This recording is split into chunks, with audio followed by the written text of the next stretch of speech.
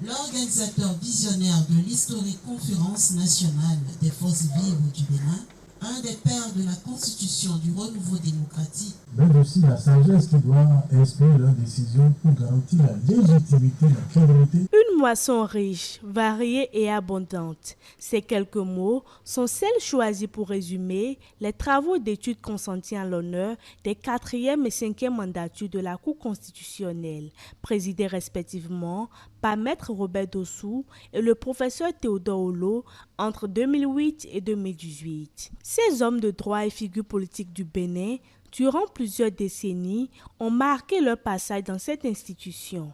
Invités ce 14 mars 2023 au siège de la Cour constitutionnelle, ils ont reçu les tomes 1 et 2 des documents d'études de plus de 800 pages relatifs à leurs activités lors de leur présidence. Le contexte d'organisation de cet événement est décrit ici par Razaki Hamouda Issifou, actuel président de l'institution.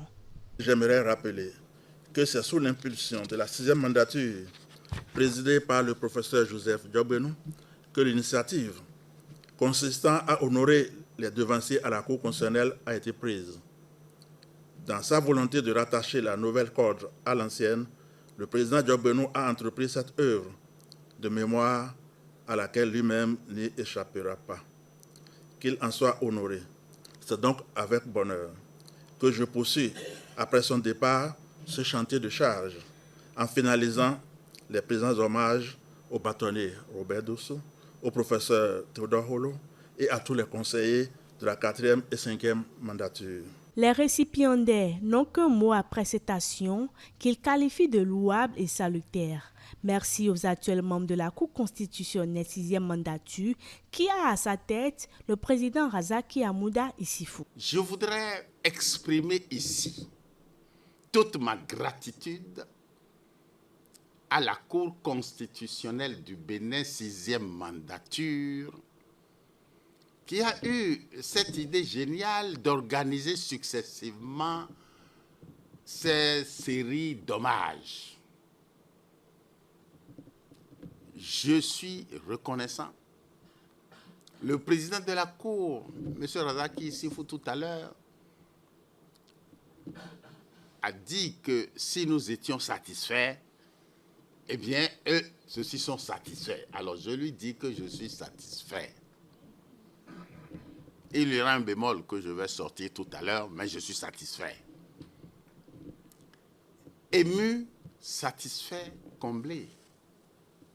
Pas totalement, mais comblé.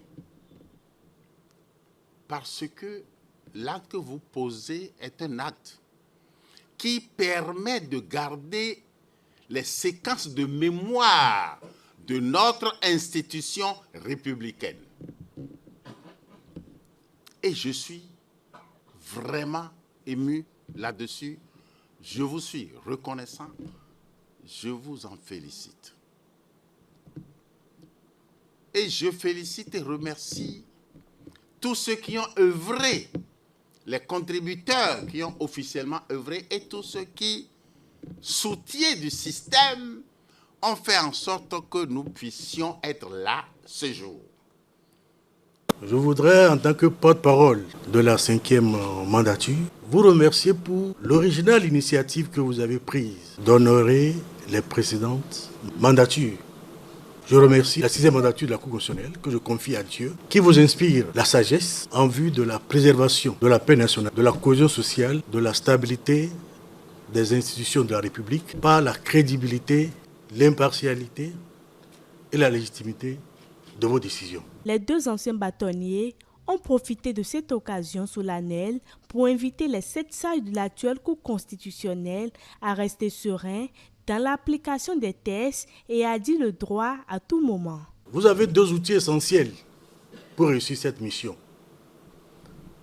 Le devoir d'ingratitude et l'appropriation de l'esprit de la Constitution. Le devoir d'ingratitude, Père son âme, Monseigneur de Souza, à l'installation de la première mandature de la Cour constitutionnelle, l'a rappelé aux conseillers. Et je pense que cette exigence a été respectée.